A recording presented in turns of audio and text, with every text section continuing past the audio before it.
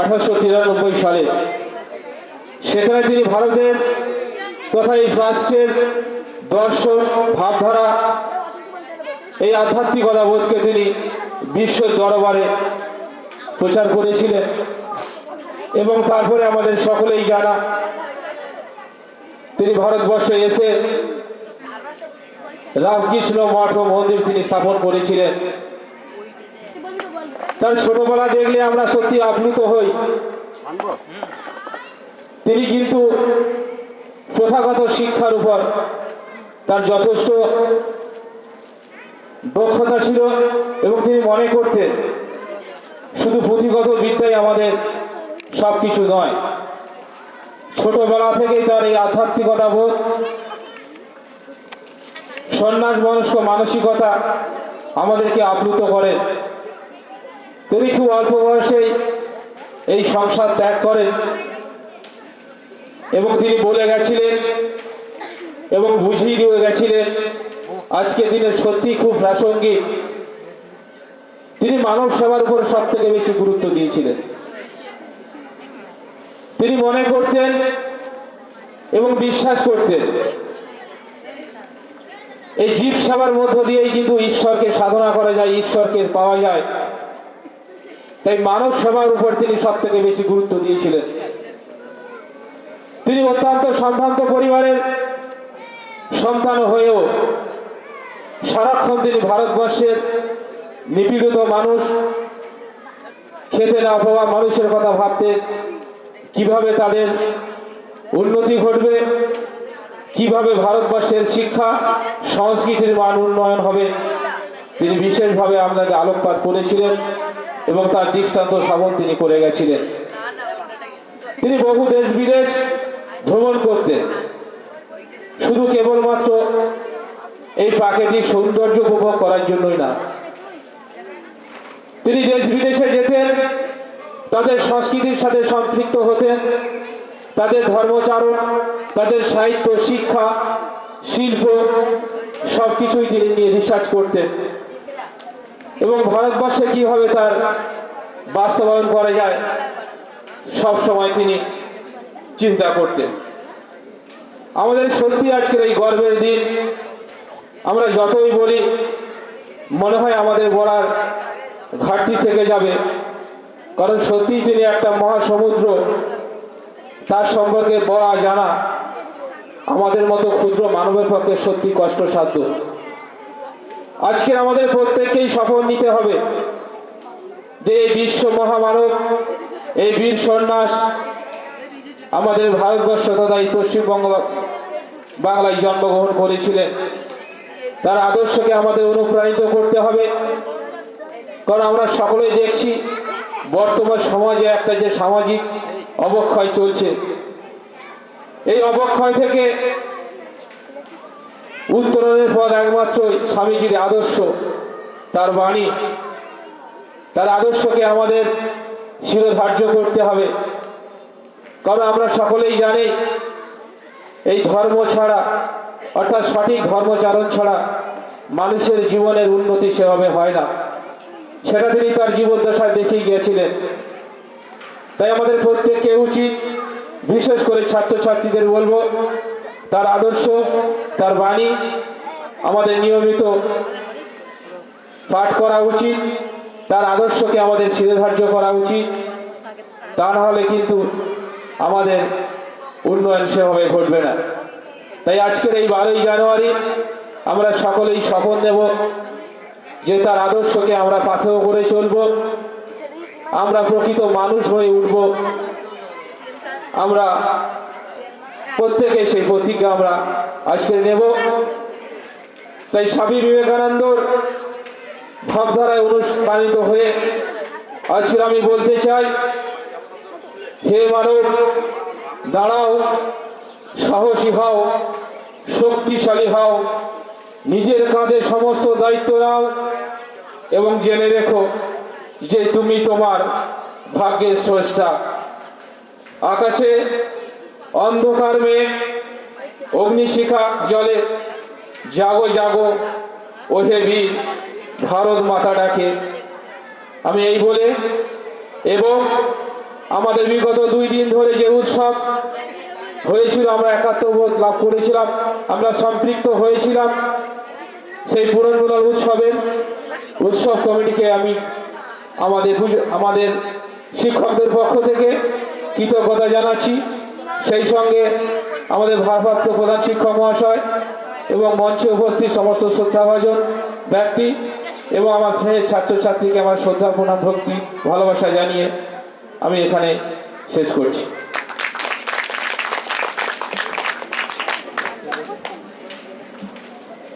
ধন্যবাদ আমাদের বিদ্যালয়ের সমাজবিজ্ঞান বিভাগের শিক্ষক মাননীয় শ্রী সঞ্জীব মান্না মহাশয়কে তাঁর এই মূল্যবান বক্তব্যের জন্য। এবারে আজকের আমাদের এই 163তম বীর মানবের প্রতি শ্রদ্ধা রেখে তাকে সম্মান জানিয়ে আমাদের স্কুলের সমাজ বিজ্ঞানের শিক্ষক সদ্য জ্যোতির্ময় মণ্ডল মহাশয় একটি গান গেয়ে শোনাবেন। সমগ্র ছাত্রছাত্রীদের করতালির মধ্য দিয়ে আমরা ওনাকে স্বাগত জানাবো এবং ওনার গান আমরা আজকে শুনবো।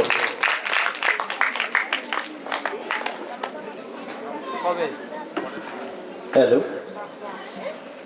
স্বামী বিবেকানন্দের জন্মদিনে তোমরা আমাকে চেনো, জানো। তো যাই হোক, তোমাদের কাছে আমি কতটা প্রিয় জানি না, কিন্তু তোমরা আমার কাছে সবাই প্রিয়। আর মঞ্চে উপবিষ্ট শিক্ষক শিক্ষিকা এইমাত্র আমাদের মধ্যে পেয়েছি। তোমরা হয়তো অনেকে চেনো না, আমাদের এই বিদ্যালয়ের শিক্ষাকর্মী ছিলেন দীর্ঘদিন সুধাংশু শেখর মণ্ডল মহাশয়। বয়সের ভারে, সময়ের কারণে তিনি আমাদের কাছ থেকে অবসর নিয়েছেন কাজ থেকে, কিন্তু এই বিদ্যালয়কে ভালোবেসে আমরা যখনই ডাকি না, উনি আমাদের সাথে একাত্ম হতে চলে আসেন। তাকে অসংখ্য ধন্যবাদ। তিনি আরও দীর্ঘদিন এইভাবে আমাদের সঙ্গে থাকবেন এই আশা রাখবো। যাই হোক, তোমরা গল্প শুনতে ভালোবাসো তো তো গল্প শুনতে আমি স্বামী বিবেকানন্দের ছোট্ট একটা গল্প বলি। গল্পটা হলো, স্বামী বিবেকানন্দের ছোটবেলার নাম জানো তোমরা? কি? বিলে। নরেন ডাকতো শ্রী শ্রী রামকৃষ্ণ ঠাকুর। তার ছোটবেলার ডাক নাম ছিল বিলে, আর প্রকৃত নাম ছিল নরেন্দ্রনাথ দত্ত। স্বামী বিবেকানন্দের প্রকৃত নাম ছিল নরেন্দ্রনাথ দত্ত। গুড। তো বিলে খুব ডানপিটে ছেলে ছিল, তোমাদের মতো। গাছে ওঠা, লাফাঝাঁপি করা, সব কিছুকে বিচার বিশ্লেষণ করা, কিন্তু বুদ্ধি ছিল তীক্ষ্ণ। যখন ধ্যান করতেন, নিজেই ধ্যান করতেন ছোটবেলা থেকে, যখন ধ্যান করতেন ধ্যানে এতটাই মগ্ন হয়ে যেতেন যে তার আর বাহ্যিক জ্ঞান থাকতো না। দীর্ঘক্ষণ ধ্যানস্থ হয়ে বসে থাকতেন ছোটবেলা থেকে। ধ্যান মানুষকে একটা অন্য জগতে নিয়ে যায়, তোমরাও করবে। গতকাল যোগ শিক্ষার আসর এখানে চলছিল, সেখানে কিন্তু ধ্যানের উপকারিতা বলেছে। যাই হোক, তো পাড়াতে একটা চাঁপা ফুলের গাছ ছিল, বেশ বড়। সেই চাঁপা ফুলের গাছে সেখানে ছেলেদের আড্ডা ছিল খুব, তোমাদের মতো বিকালে যা হয়। তখন তার মোবাইল ছিল না, সবাই আড্ডা মারতো আর সেখান থেকে লাফ মেরে মেরে নিচে পড়তো, যেমন হয় তোমরা যা করো। তো ওই বাড়ির মালিক দেখলো এ তো ভারী বিপদ, এই বাচ্চারা গাছে উঠে পড়ে, লাফ দিয়ে পড়ে, যদি একটা ডাল ভেঙে পড়ে যায়, গিয়ে যদি কারোর হাত পা ভেঙে যায়, কি করা যাবে? অনেক চিন্তা ভাবনা করে একটা বুদ্ধি খাটিয়েছে। একদিন ছেলেগুলোকে ডেকেছে, ডেকে বলছে, এই সবাই শোনো, আমি না কাল রাত্রে কি দেখেছি জানো? বলছে, কি দেখেছেন? বলছে, এই গাছে বড় একটা পেতনি রাত্রে, নিশুতি রাত্রে এখানে বসে থাকে, দোল খায়। আমি সেই দেখে অজ্ঞান হয়ে গেছিলাম। এই সব শুনে পাড়ার ছেলেরা খুব ভয় পেয়ে গেছে। পরের দিন থেকে ওইদিকে কিন্তু আর কেউ মারাচ্ছে না। তো এইরকম পরিস্থিতি 2 দিন গেল, কেউ আর ওই চাঁপা ফুল গাছতলায় যাচ্ছে না। এমন সময় স্বামীজি বিলেকে আর খুঁজে পাওয়া যাচ্ছে না। ছেলেরা খেলা করে, হঠাৎ দেখছে বিলে নেই, সন্ধে হয়ে যাচ্ছে, সবাই চারদিকে খুঁজে খুঁজে খুঁজে খুঁজে দেখছে। তারপরে খুঁজতে খুঁজতে সবাই মিলে দল বেঁধে সেই চাঁপা ফুল গাছের ধারে গেছে, গিয়ে দেখছে বিলে গাছের ডালে বসে দোল খাচ্ছে। সবাই তো অবাক, বলছে কিরে তুই ভয় করছে না? বলছে দূর কিসের ভয়, এই তো আমি বসে বসে কখন থেকে দোল খাচ্ছি, আমার কি পেটনিতে ঘাড় মটকে দিয়েছে? তোরা যত সব আজগুবি গল্প শুনিস, ভয় পাস, জীবনে চোখে না দেখে সব বিশ্বাস করিস, সেই জন্য যাচাই করে বিশ্বাস করবি এবার থেকে সব কিছু, কোনটা সত্য কোনটা মিথ্যা। তাহলে দেখেছো তার জীবন দিয়ে অত ছোটবেলাতে আমাদের কিন্তু একটা শিক্ষা দিয়ে গেছে। যাই হোক, আর বেশি বক বক করবো না, বক্তব্য শুনতে তোমাদের ভালো লাগে না জানি। আমি একটা চেষ্টা করছি। শরৎচন্দ্র চট্টোপাধ্যায় চেনো? নাম শুনেছ? অমর কথা শিল্পী বলা হয়। তারই রচিত একটা ছোট্ট গল্প, নাম হচ্ছে মহেশ। তোমরা যদি মহেশ কেউ পড়ে থাকো একটু হাত তোলো তো। মহেশ গল্পটা কেউ পড়েছ? পড়োনি? যদি না পড়ে থাকো আজকে নামটা মনে রাখো এবং বাড়িতে যখন হোক এই মহেশ গল্পটা পড়বে। যারা প্রকৃত সাহিত্যপ্রেমী তারা জানেন সারা বিশ্বের মধ্যে যদি 5টা ছোট গল্পকে এক জায়গায় করা হয় তার মধ্যে একটা গল্প থাকবে মহেশ। এত আবেগে পড়লে চোখ দিয়ে চোখের জল ধরে রাখতে পারবে না। মহেশ হচ্ছে একটা গরুর নাম। আর সেই সময়ের ভারতবর্ষের কি দারিদ্রতা, অস্পৃশ্যতা, জাতিভেদ এগুলো ছিল এবং জাতপাতের কত তীব্র বেদনা সেই মহেশ গল্পে অমর কথা শিল্পী শরৎচন্দ্র চট্টোপাধ্যায় ফুটিয়ে তুলেছেন। ঠিক আছে, এবার তোমরা গান শোনার জন্য বসেছো, গানটা শোনো। এই গানের সাথে সাথে এই অনুষ্ঠানের হয়তো সমাপ্তি হবে। ঠিক আছে।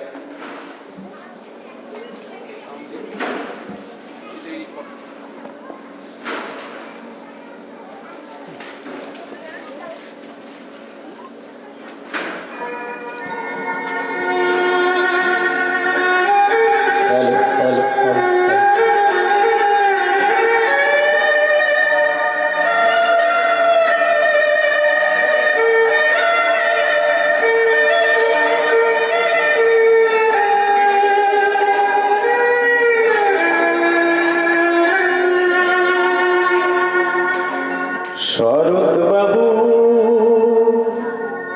খোলা চিঠি দিলাম তোমার কাছে,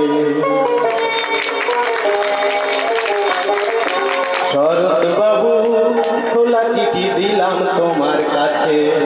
তোমার গফুর মহেশ এখন কোথায় কেমন আছে তুমি জানো না, হারিয়ে গেছে কোথায় কখন তোমার আমি না।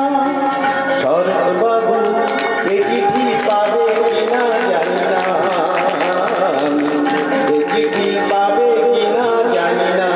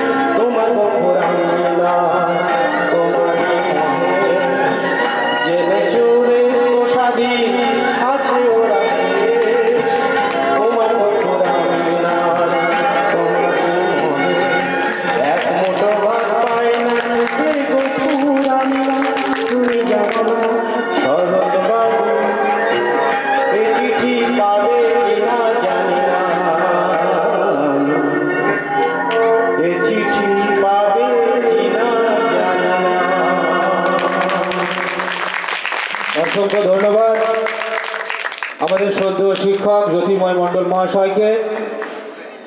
তাহলে একটা জিনিস কিন্তু পরিষ্কার যে আমাদের শিক্ষক মহাশয়ের মধ্যেও কিন্তু অনেক প্রতিভা লুকিয়ে আছে। আমি ভারপ্রাপ্ত শিক্ষক মহাশয়কে বলবো আগামী দিনে সেই সুযোগ উনি করে দেবেন, এই আশা রাখবো। এবং আজকের এই 163তম স্বামীজির জন্ম উদযাপন অনুষ্ঠান ভারপ্রাপ্ত শিক্ষক মহাশয় তিনি পরিসমাপ্তি ঘটাবেন।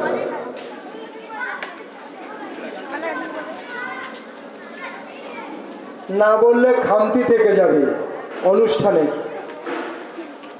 তোমাদের প্রিয় স্যার সঞ্জীব মান্না বাবুর সঞ্চালনা এবং তোমাদের প্রিয় স্যার জ্যোতির্ময় বাবু, তাদের সুন্দর কণ্ঠ আজকে আমরা মুগ্ধ হয়েছি। আর একজনের কথা বলবো, কার বলতো? নেপথ্যের কাণ্ডারি। এই যে পরিকল্পনা বিশ্বজিৎ প্রধান মহাশয়, বিশ্বজিৎ প্রধান মহাশয় জোরে হাততালি। নেপথ্যের কাণ্ডারি, সে কিন্তু খুব চুপচাপ থাকি, অঙ্কের ছাত্র তো খুব চুপচাপ, এবং ওই চুপচাপ থেকে সব কাজগুলো ওখানে বসে বসে করে। তাই নেপথ্যের কাণ্ডারি উনি, এটা না বললেও অনেক খাপতে থেকে যাবে।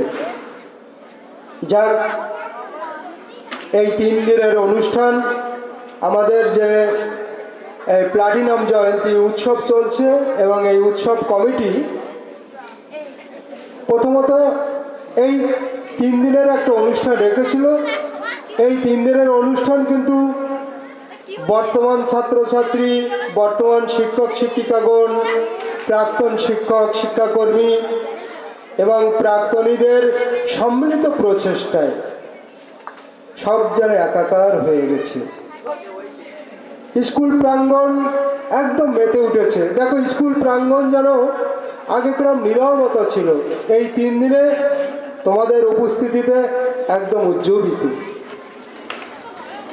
সঞ্জিত বাবু যে কথা বললেন, মান্নাবাবু, অবশ্যই ওনারা যেমন জানতে পেরেছেন এই স্কুলের প্রাক্তনীদের সৃজনশীলতা, প্রাক্তনীরাও কিন্তু জেনে গেছে এখানকার ছেলে মেয়ে, এখানকার বর্তমান শিক্ষকদের সৃজনশীলতা।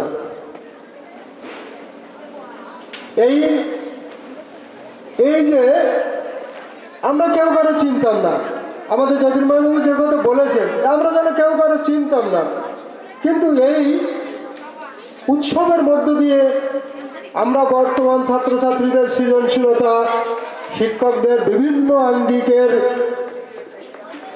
সৃজনশীলতা, দক্ষতা, নেতৃত্ব, এটাই কিন্তু আমাদের একদম সাকসেসফুল করে দিয়েছে, সফলতা এনে নিয়েছে। আমি সমাপ্তি ঘোষণার আগে একটা ছোট্ট গান করবে আমাদের এই প্রাথমিক বিদ্যালয়ের এক ছাত্রী, কি নাম তোমার? অদ্রিজা মণ্ডল। ওর এই সমাপ্তি সঙ্গীত দিয়েই আমার ঘোষণার মধ্য দিয়ে আজকের অনুষ্ঠানের পরিসমাপ্তি ঘটবে।